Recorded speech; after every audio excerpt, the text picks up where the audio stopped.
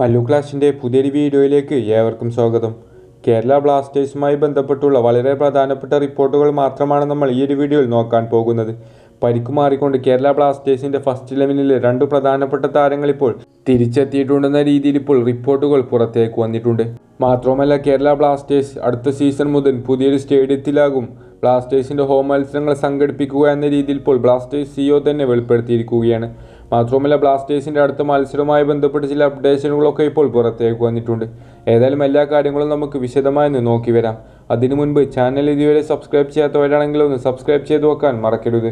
അപ്പോൾ നമുക്ക് നേരെ വീഡിയോയിലേക്ക് കടക്കാം. ഏതായാലും ആദ്യത്തെ ഒരു പ്രധാനപ്പെട്ട അപ്ഡേഷൻ എന്താണെന്ന് നോക്കുകയാണെങ്കിൽ, ഈ കഴിഞ്ഞ ISL സീസണിലെ ഏറ്റവും മികച്ച താരമായിക്കൊണ്ട് കേരള ബ്ലാസ്റ്റേഴ്സ് താരമായിരുന്ന ദിമിത്രോസ് ഡയമൻഡക്കോസിനെയാണ് ട്രാൻസ്ഫർ മാർക്കറ്റ് ഇന്ത്യ തിരഞ്ഞെടുത്തിട്ടുള്ളത്. അതുപോലെ തന്നെ ഒക്ടോബർ മാസത്തിൽ ഇൻസ്റ്റഗ്രാമിലൂടെ ഏറ്റവും കൂടുതൽ ഇൻട്രാക്ഷൻസുകൾ നടത്തിയിട്ടുള്ള ഏഷ്യൻ ക്ലബ്ബുകളുടെ ലിസ്റ്റ് ഇപ്പോൾ പുറത്തേക്ക് വന്നിട്ടുണ്ട്. ഇതിൽ മൂന്നാമതായിക്കൊണ്ട് കേരള ബ്ലാസ്റ്റേഴ്സിന് ഇടം പിടിക്കാൻ സാധിച്ചിട്ടുള്ളത്. ഒന്നാമത് നിൽക്കുന്നത് അൽ നസറും രണ്ടാമത് നിൽക്കുന്നത് അൽ ഹിലാലുമാണ്.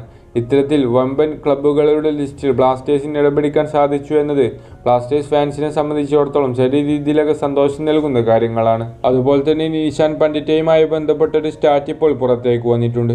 വെറും 26 മിനിറ്റ് മാത്രമാണ് നിഷാൻ പണ്ഡിറ്റയ്ക്ക് കേരള ബ്ലാസ്റ്റേഴ്സിൻ്റെ മഞ്ഞക്കുപ്പായത്തിൽ കളിക്കാൻ സാധിച്ചിട്ടുള്ളത്.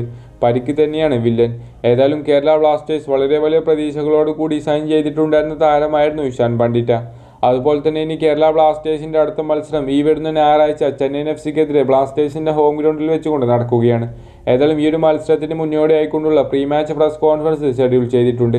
ബ്ലാസ്റ്റേഴ്സ് പരിശീലകനായ മിക്കാൽ സ്റ്റെറയോടൊപ്പം കേരള ബ്ലാസ്റ്റേഴ്സ് ക്യാപ്റ്റൻ അഡ്രിയാൻ ലൂണയുമാണ് പങ്കെടുക്കാനായിട്ട് പോകുന്നത്. ഈ വരുന്ന ശനിയാഴ്ചയോട് കൂടിയാണ് ഈ ഒരു പ്രീ മാച്ച് പ്രസ് കോൺഫറൻസ് നടക്കുക. അതുപോലെ തന്നെ കേരള ബ്ലാസ്റ്റേഴ്സ് അടുത്ത സീസൺ മുതൽ ബ്ലാസ്റ്റേഴ്സിൻ്റെ ഹോം ഗ്രൗണ്ട് ആയിക്കൊണ്ട് കോഴിക്കോട് EMS സ്റ്റേഡിയം പരിഗണിക്കുന്നുണ്ടെന്ന രീതിയിലാണ് ബ്ലാസ്റ്റേഴ്സിൻ്റെ CEOയുടെ ട്വീറ്റിൽ നിന്ന് കാര്യങ്ങൾ മനസ്സിലാക്കാനായിട്ട് സാധിക്കുന്നത്.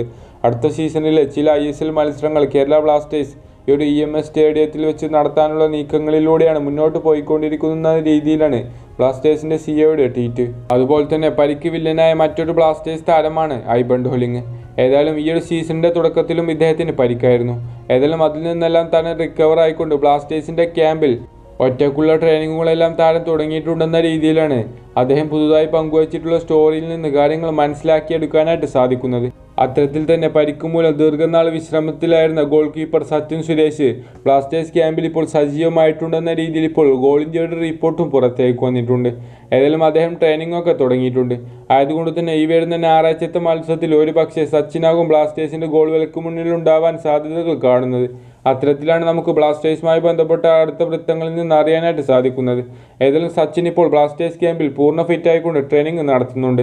അത്തരത്തിലാണ് ഗോൾ ഇന്ത്യയുടെ റിപ്പോർട്ടിൽ നിന്ന് മനസ്സിലാക്കാനായിട്ട് സാധിക്കുന്നത്. ഏതായാലും വീഡിയോ അവസാനിപ്പിക്കുകയാണ്. ഇതൊക്കെയാണ് ബ്ലാസ്റ്റേഴ്സുമായി ബന്ധപ്പെട്ട് പുതുതായി പുറത്തേക്ക് വന്നിട്ടുള്ള ന്യൂസുകൾ. ചാനൽ ഇഷ്ടപ്പെടുകയാണെങ്കിൽ സബ്സ്ക്രൈബ് ചെയ്ത് വെക്കാൻ മറക്കരുത്. മറ്റൊരു വീഡിയോയുമായി നമുക്ക് വീണ്ടും കാണാം.